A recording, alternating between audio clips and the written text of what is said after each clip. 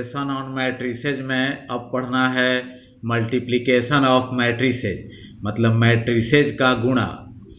To matrices A and B are called conformable for product A B if number of columns in A is equal to the number of rows in B.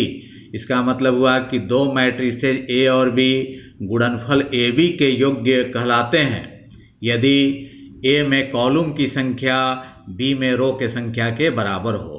तो दो matrix A और B में multiply तभी हो सकता है, ए को आगे और बी को पीछे रखकर तभी मल्टीप्लाई कर सकते हैं जब ए मैट्रिक्स में कॉलम की संख्या बी मैट्रिक्स के रो के संख्या के बराबर हो। If A be m by n matrix and B be n by p matrix, then AB will be m by p matrix।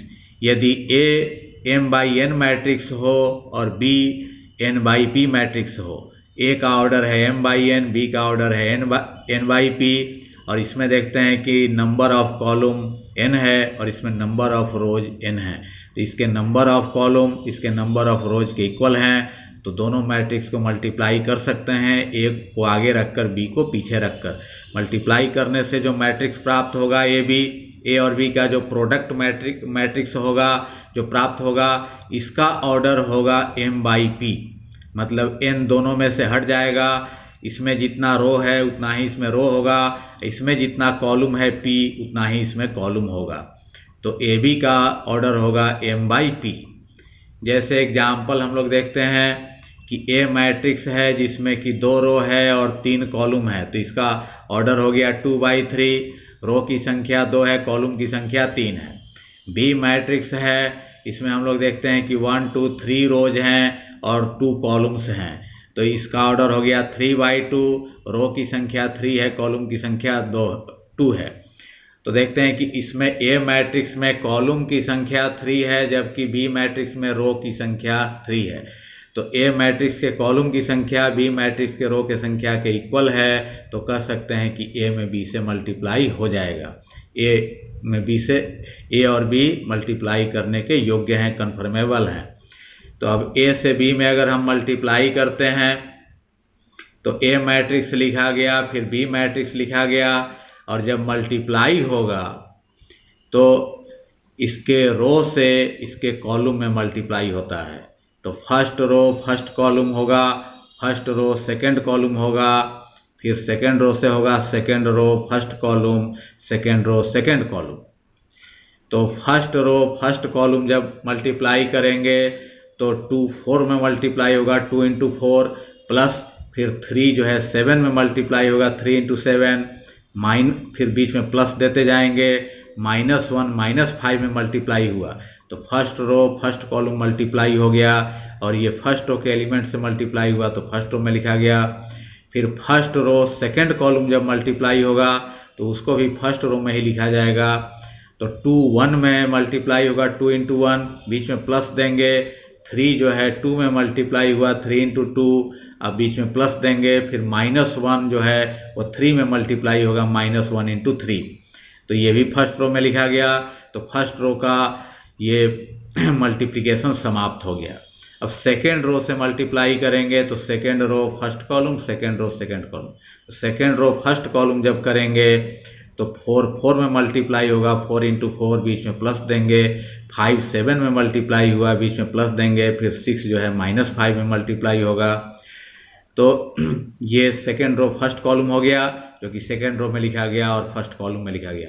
फिर सेकेंड रो सेकेंड कॉलम करेंगे तो उसको भी सेकेंड रो में लिखेंगे, तो 4 1 में मल्टीप्लाई होगा, बीच में प्लस, 5 2 में मल्टीप्लाई हुआ, बीच में प्लस देंगे, 6 3 में मल्टीप्लाई हुआ, तो ये सेकेंड रो सेकेंड कॉलम में किया गया, इसको सेकेंड रो में लिखा गया और सेकेंड कॉलम में लिखा गया। तो इस तरीके से ये मल्टीप्लाई होता है। और यहाँ देखते हैं कि ए से बी में मल्टीप्लाई हो जा रहा है क्योंकि ए में कॉलम की संख्या बी के रो के संख्या के इक्वल है, और ये जो मैट्रिक्स प्राप्त होने वाला है इसका ऑर्डर होगा जो इसमें रो की संख्या है वहीं इसमें रो की संख्या होगी 2, और जो इसमें कॉलम की संख्या है 2 वहीं कॉलम की संख्या होगी, तो इसका ऑर्डर होगा 2/2 इस मैट्रिक्स का। और यहाँ ए बी निकल जाएगा, और अगर बी में एक और कॉलम रहता 3 कॉलम रहता, तो 3 कॉलम रहता तो तब भी मल्टीप्लाई हो जाता, क्योंकि इसके कॉलम की संख्या इसके रो के संख्या के इक्वल है। तो एक और भी कॉलम बढ़ा दिया जाए तब भी मल्टीप्लाई हो जाएगा। और यहाँ हम देखते हैं कि बी में भी ऐसे मल्टीप्लाई होगा, क्योंकि बी में कॉलम की संख्या 2 है और ए में रो की संख्या भी 2 है। इसके कॉलम की संख्या इसके रो के संख्या के इक्वल है, तो बी ए मैट्रिक्स भी यहाँ निकल जाएगा। लेकिन अगर यहाँ एक और कॉलम बना दिया जाए, 3 कॉलम इसमें कर दिया जाए, तब ए बी तो निकल जाएगा लेकिन बी ए मैट्रिक्स नहीं निकल पाएगा। बी में ए से मल्टीप्लाई नहीं हो पाएगा, लेकिन यहाँ ए में बी से भी हो जाएगा और बी में ए से भी हो जाएगा। तो ए बी मैट्रिक्स में यहाँ तक हम लोग देख चुके थे। ए मैट्रिक्स के रो से बी मैट्रिक्स के कॉलम में मल्टीप्लाई हुआ। फर्स्ट रो फर्स्ट कॉलम, फिर फर्स्ट रो सेकंड कॉलम, फिर सेकंड रो फर्स्ट कॉलम हुआ, सेकंड रो सेकंड कॉलम हुआ। अब ये 2 × 4 8 हो गया, 3 × 7 21, ये मल्टीप्लाई होकर हो गया 5, और ये 2 हो गया, 3 × 2 6, ये हो गया -3, ये हो गया 16, 5 × 7 35, ये हो गया प्लस माइनस माइनस हो जाएगा, 6 × 5 30, 4 × 1 4, 5 × 2 10 हो गया, 6 × 3 18 हो गया। ये सब ऐड करने पर 34, 2 6 ऐड करने पर 8 में, फिर 3 माइनस करने पर 5, ये ऐड करके 30 माइनस करने पर 21 आता है, ये तीनों ऐड करने पर 32 आता है। तो ये जो है ए और बी का प्रोडक्ट मैट्रिक्स ये निकल गया। और देखते हैं कि इसमें 2 रोज हैं और 2 कॉलम्स हैं, इसका ऑर्डर हो गया 2/2। तो 2/2 इसलिए हुआ क्योंकि इसमें ए में रो की संख्या 2 है, वहीं 2 हो गया, और बी में कॉलम की संख्या 2 है, तो यहाँ 2 हो गया। तो ये ए बी मैट्रिक्स हुआ। और बी ए मैट्रिक्स भी यहाँ निकल जाएगा, क्योंकि बी में कॉलम की संख्या ए के रो की संख्या के इक्वल है। अब यदि बी ए मैट्रिक्स निकालें तो पहले बी मैट्रिक्स लिखेंगे। बी मैट्रिक्स यही है जिसमें कि 2 कॉलम है और 3 इसमें रो हैं। फिर इसके बाद ए मैट्रिक्स यहाँ से उतारा गया, जिसमें कि 2 रोज हैं और 3 कॉलम्स हैं, वो उतर गया। इसके बाद अब इस फर्स्ट मैट्रिक्स के रो से सेकंड मैट्रिक्स के कॉलम में मल्टीप्लाई होगा। तो फर्स्ट रो फर्स्ट कॉलम होगा, फिर फर्स्ट रो सेकंड कॉलम होगा, फिर फर्स्ट रो थर्ड कॉलम होगा। तो फर्स्ट रो से मल्टीप्लाई होगा तो सब फर्स्ट रो में ही लिखा जाएगा। फिर सेकंड रो से होगा second row first column, second row second column, second row third column, उसको सेकंड रो में लिखा जाएगा। फिर थर्ड रो से होगा third row first column, third row second column, third row third column, उसको थर्ड रो में लिखा जाएगा। तो पहले फर्स्ट रो फर्स्ट कॉलम करते हैं, तो 4 2 में मल्टीप्लाई होगा, बीच में प्लस देंगे, और 1 4 में मल्टीप्लाई होगा। फिर first row second column multiply करेंगे तो 4 3 में मल्टीप्लाई होगा, बीच में प्लस देंगे, और 1 5 में मल्टीप्लाई होगा। फिर first row third column multiply करेंगे तो 4 -1 में मल्टीप्लाई होगा, अब बीच में प्लस देंगे, फिर 1 6 में मल्टीप्लाई होगा। तो फर्स्ट रो का मल्टीप्लिकेशन समाप्त हो गया, जो कि सब फर्स्ट रो में लिखा गया। फिर सेकंड रो से जब मल्टीप्लाई करेंगे सेकंड रो फर्स्ट कॉलम, तो 7 2 में मल्टीप्लाई होगा, बीच में प्लस देंगे, और 2 4 में मल्टीप्लाई होगा। फिर second row second column multiply करेंगे तो 7 3 में मल्टीप्लाई होगा, बीच में प्लस देंगे, और 2 5 में मल्टीप्लाई होगा। फिर सेकंड रो थर्ड कॉलम जब मल्टीप्लाई करेंगे तो 7 -1 में मल्टीप्लाई होगा, बीच में प्लस देंगे, और 2 6 में मल्टीप्लाई होगा। तो इस तरह सेकंड रो का मल्टीप्लिकेशन समाप्त हो गया, जो कि सब सेकंड रो में लिखा गया। थर्ड रो से मल्टीप्लाई करेंगे फर्स्ट कॉलम में तो -5 2 में मल्टीप्लाई होगा, बीच में प्लस देंगे, फिर 3 4 में मल्टीप्लाई होगा। फिर third row second column multiply करेंगे तो -5 3 में मल्टीप्लाई होगा, बीच में प्लस, और 3 5 में मल्टीप्लाई हुआ। फिर third row third column multiply करेंगे तो -5 -1 में मल्टीप्लाई होगा, बीच में प्लस, 3 जो है 6 में मल्टीप्लाई हुआ। तो ये हो जाता है 4 × 2 8, 1 × 4 4 हो गया, 4 × 3 12, 1 × 5 5, 4 × -1 -4 हो गया, 1 × 6 6 हो गया, 7 × 2 14, 2 × 4 8 हो गया, 7 × 3 21, 2 × 5 10 हो गया, 7 × -1 -7, 2 × 6 हो गया 12, -5 × 2 हो गया -10, 3 × 4 12, ये हो गया -15, 3 × 5 15 हो गया, ये मल्टीप्लाई होकर 5 हो गया, 3 × 6 18 हो गया। तो ये मिलकर 8 + 4 12 हो गया, 12 + 5 17, फिर 6 माइनस 4 करेंगे 2 होगा, 14 प्लस 8 22 हो गया, 21 प्लस 10 31, 12 माइनस 7 करने पर 5 होगा, फिर 12 माइनस 10 2 हो गया, ये कट के 0 हो जाएगा, 18 प्लस 5 23 हो गया। तो ये जो मैट्रिक्स प्राप्त हुआ इसमें 3 रोज हैं और 3 कॉलम्स हैं, तो इसका ऑर्डर हो गया 3×3। और इसका ऑर्डर कहाँ से आया, तो बी और ए मल्टीप्लाई इसलिए हुआ कि क्योंकि बी में कॉलम की संख्या ए के रो की संख्या के इक्वल है, और जो मैट्रिक्स प्राप्त हुआ उसमें उतना ही रो है जितना कि बी में रो है, मतलब 3 रो हैं, और उतना ही कॉलम है जितना कि ए में कॉलम है, मतलब 3 कॉलम्स हैं। तो यहाँ हमने देखा कि ए बी जो मैट्रिक्स निकाला गया था, ए में बी से मल्टीप्लाई किया गया, वो ये मैट्रिक्स आया था जिसका ऑर्डर था 2×2, जबकि बी ए मैट्रिक्स हमने निकाला तो ये आया जिसका ऑर्डर है 3×3। तो ये दोनों मैट्रिक्स, ए बी मैट्रिक्स और ये बी ए मैट्रिक्स, दोनों क्लियर है कि ये दोनों इक्वल नहीं है, दोनों का ऑर्डर भी अलग अलग है, एलिमेंट्स भी सब अलग अलग हैं। तो ए बी मैट्रिक्स और ये बी ए मैट्रिक्स दोनों इक्वल नहीं है, तो लिख सकते हैं कि A B is not equal to B A. तो ए बी मैट्रिक्स और बी ए मैट्रिक्स हमेशा इक्वल नहीं होते हैं, तो इसलिए कह सकते हैं कि मैट्रिक्स मल्टीप्लिकेशन में कॉम्यूटेटिव लॉ लागू नहीं होता है। Properties of multiplication of matrices, matrices के मल्टीप्लिकेशन के प्रॉपर्टीज मतलब मैट्रिसेज के गुणा के मैट्रिसेज के गुणा के गुण इसको कह सकते हैं।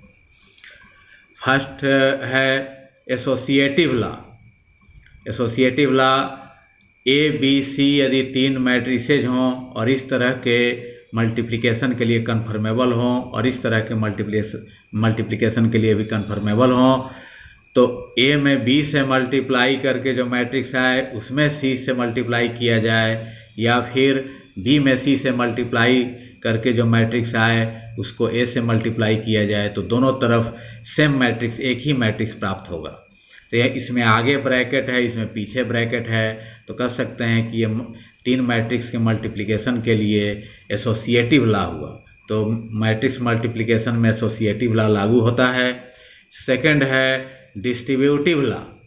तो डिस्ट्रीब्यूटिव लॉ में 2 तरह से लिख सकते हैं, ए बी सी ये 3 मैट्रिक्स, बी और सी ये दोनों का ऑर्डर सेम होना चाहिए तभी दोनों को ऐड कर सकते हैं, और ये ए मैट्रिक्स इस तरह से होना चाहिए कि इन दोनों का जो एडिशन मैट्रिक्स होगा उसके साथ इसको मल्टीप्लाई कर सके। तो इसको तोड़ कर लिख सकते हैं, ए डिस्ट्रीब्यूट हो जाएगा ए इंटू बी प्लस ए इंटू सी, ऐसे लिख सकते हैं। मतलब ए में बी से मल्टीप्लाई करके जो मैट्रिक्स आए और ए सी मैट्रिक्स आए दोनों को ऐड कर देंगे तो वो मैट्रिक्स, और इधर बी और सी ऐड करके और उसमें ए से मल्टीप्लाई करें तो दोनों तरफ एक ही मैट्रिक्स प्राप्त होगा। फिर सेकंड है, यहाँ ए आगे था इसमें सी पीछे है, तो पीछे से भी डिस्ट्रीब्यूट हो जाएगा। इसको हम लोग लिख सकते हैं ए सी प्लस बी सी। हाँ, सी पीछे है तो पीछे ही रहेगा, ए सी को सी ए नहीं लिख सकते हैं, क्योंकि अभी हमने देखा इससे पहले कि ए बी बी ए के इक्वल हमेशा नहीं होता है। इसी तरह बी सी लिखेंगे, इसको सी बी नहीं लिख सकते हैं। ऊपर में भी ए आगे है तो हमेशा आगे रहेगा, ए बी लिख सकते हैं, इसको बी ए नहीं लिख सकते हैं। फिर ए आगे है तो ए सी लिखेंगे, इसको सी ए नहीं लिख सकते हैं। तो आगे भी रहे कोई मैट्रिक्स तो डिस्ट्रीब्यूट हो जाएगा, पीछे भी रहे तो डिस्ट्रीब्यूट हो जाएगा। तो डिस्ट्रीब्यूटिव लॉ यहाँ पर फॉलो होता है। इसके बाद थर्ड है the existence of multiplicative identity. तो मल्टीप्लिकेटिव आइडेंटिटी का अस्तित्व। Let A be a square matrix, मान लिया कि ए एक स्क्वायर मैट्रिक्स है and I be the identity matrix of same order, और आई आइडेंटिटी मैट्रिक्स है उसी ऑर्डर का जिस ऑर्डर का ए स्क्वायर मैट्रिक्स है। Then A into I is equal to I into A is equal to A होता है। मतलब ए मैट्रिक्स और आई मैट्रिक्स दोनों का ऑर्डर सेम है, दोनों स्क्वायर मैट्रिक्स हैं, तो ए में आई से मल्टीप्लाई करें या आई में ए से मल्टीप्लाई करें तो ए ही होगा। तो जैसे मल्टीप्लिकेशन में 1 होता है, 1 मल्टीप्लिकेटिव आइडेंटिटी होता है, उसी तरह यहाँ पर मैट्रिक्स मल्टीप्लिकेशन में आई जो है 1 की तरह बिहेव कर रहा है, तो यह जो है मैट्रिक्स मल्टीप्लिकेशन के लिए आइडेंटिटी हो गया। तो यहाँ ए की जगह अगर बी रहेगा तो तो यहाँ भी बी हो जाएगा। मतलब आई मैट्रिक्स को, आइडेंटिटी मैट्रिक्स को जिस मैट्रिक्स में मल्टीप्लाई करें वही मैट्रिक्स हो जाएगा। ए में मल्टीप्लाई करने से ए हो जा रहा है, आई को बी में मल्टीप्लाई करेंगे तो बी हो जाएगा, आई को सी में करेंगे तो सी हो जाएगा। तो आई जो है यहाँ पर आइडेंटिटी है। ठीक उसी तरह जैसे नंबर में 1 जिसमें मल्टीप्लाई करते हैं जिस नंबर में वही नंबर हो जाता है, तो 1 मल्टीप्लिकेशन के लिए आइडेंटिटी है। इसी तरह यहाँ मैट्रिक्स मल्टीप्लिकेशन के लिए आइडेंटिटी मैट्रिक्स आई जो है आइडेंटिटी है। तो कह सकते हैं कि therefore I is multiplicative identity. तो आई यहाँ पर जो है मल्टीप्लिकेटिव आइडेंटिटी है, मतलब मल्टीप्लिकेशन के लिए आइडेंटिटी है। तो ए में आई से मल्टीप्लाई करने पर ए ही प्राप्त होता है। इस फैक्ट को एक एग्जाम्पल से वेरीफाई कर सकते हैं। मान लिया कि ए मैट्रिक्स है, ए स्क्वायर मैट्रिक्स है, 2 रो है 2 कॉलम है, रो की संख्या कॉलम की संख्या के इक्वल है तो स्क्वायर मैट्रिक्स हो गया। और ये 2/2 मैट्रिक्स है, इसका ऑर्डर 2/2 है। और ये आइडेंटिटी मैट्रिक्स है। आइडेंटिटी मैट्रिक्स के लीडिंग डायगोनल पर 1 होता है, बाकी सब जगह 0 होता है। तो इसमें भी 2 रोज हैं 2 कॉलम है, इसका भी ऑर्डर 2/2, इसका भी ऑर्डर 2/2। तो ए और आई दोनों के ऑर्डर सेम है। अगर ए में आई से मल्टीप्लाई करें तो ये ए मैट्रिक्स हो गया, ये आई मैट्रिक्स हो गया। तो इसके रो से इसके कॉलम में मल्टीप्लाई होगा, फर्स्ट रो फर्स्ट कॉलम होगा तो 2 1 में मल्टीप्लाई होगा, बीच में +3 0 में मल्टीप्लाई होगा। फिर फर्स्ट रो सेकंड कॉलम होगा तो 2 0 में मल्टीप्लाई, बीच में +3 1 में मल्टीप्लाई होगा। फिर सेकंड रो से होगा सेकंड रो फर्स्ट कॉलम तो 5 1 में मल्टीप्लाई होगा, बीच में +4 0 में मल्टीप्लाई होगा। फिर सेकंड रो सेकंड कॉलम होगा तो 5 0 में होगा, बीच में +4 1 में मल्टीप्लाई होगा। तो 2 × 1 2 हो गया, 3 × 0 0 हो गया, 2 × 0 0, 3 × 1 3 हो गया, 5 × 1 5, 4 × 0 0 हो गया, 5 × 0 0 हो गया, 4 × 1 4 हो गया। तो 2 + 0 2 हो गया, 0 + 3 3, 5 + 0 5 हो गया, 0 + 4 4 हो गया। तो देखते हैं कि ये जो मैट्रिक्स प्राप्त हुआ ये वही ए मैट्रिक्स आ गया। तो ए में आई से मल्टीप्लाई करने पर ए मैट्रिक्स प्राप्त हो गया। तो ये वेरीफाई हो गया इस तरीके से।